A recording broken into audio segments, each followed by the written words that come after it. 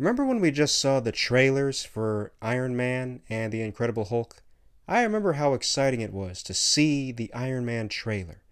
Being a fan of Iron Man from the comics to his TV show, his cameos in Spider-Man the Animated Series, plus, when I played Marvel vs. Capcom 2 on the PlayStation 2, my favorite heroes to select were Iron Man, War Machine, and Gambit.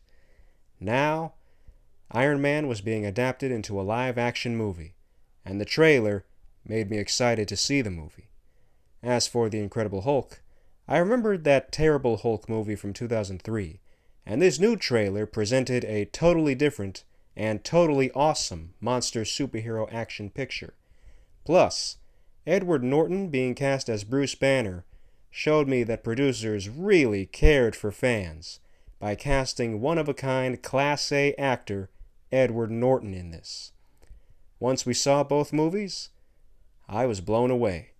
The writing was strong in both movies, providing compelling story arcs and really great superhero stories. They had the same beats, but why expect otherwise? Unlike Bryan Singer's garbage X-Men movies, Iron Man and the Incredible Hulk respected the comic book sources and translated them well into cinema. Both of these movies made me excited for what was yet to be adapted. I was constantly talking with friends about who should play Thor, who should play Ant-Man, and who should play Captain America. I also watched the Ultimate Avengers animated movies while anticipating the live-action movies.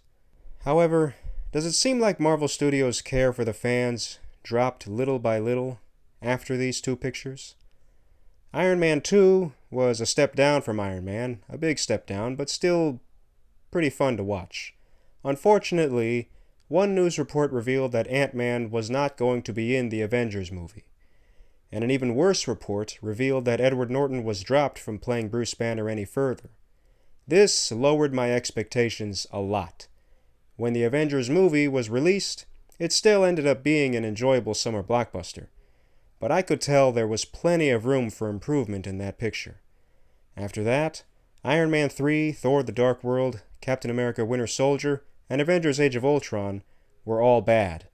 The eventual Ant-Man movie was fine. Avengers Infinity War was mediocre. And Avengers Endgame was awesome. The writing stepped up for that one.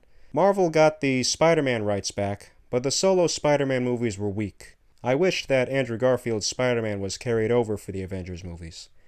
Now, as Avengers Doomsday prepares for release, many fans are criticizing the underwhelming surprises, like Chris Evans returning as Captain America, the possible use of AI for effects and makeup, uncompelling multiverse storylines, and other strange casting. The new, lesser-known heroes in this don't have the same aura as the past heroes. It's cool that some X-Men heroes are in this, but bringing back the actors from Singer's movies seems weird.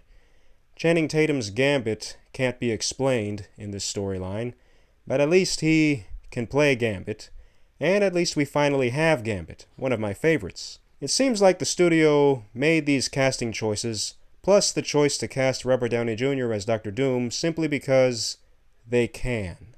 The superhero movies in this phase setting up Avengers Doomsday lacked good writing, so the specialty isn't really there leading up to Avengers Doomsday. Avengers Doomsday probably will still succeed in the box office, but that's exactly what the studio cares about. Only making big money rather than telling great superhero stories. My response to that is, the studio still could have made big money while presenting great superhero stories. They would have made money while making a lasting impact on audiences. Investing more time and effort into serious writing and storytelling will always produce better long-term results. Has Marvel cared less and less for fans through the years leading up to Avengers Doomsday? What do you think? Like and share if you enjoyed the video, and if you haven't already, subscribe for more videos, hit the bell if you want to receive notifications I am creating for you. Have a great week and a great life, and always love yourself for who you are. God bless. And I have a lot more to share on stories and life.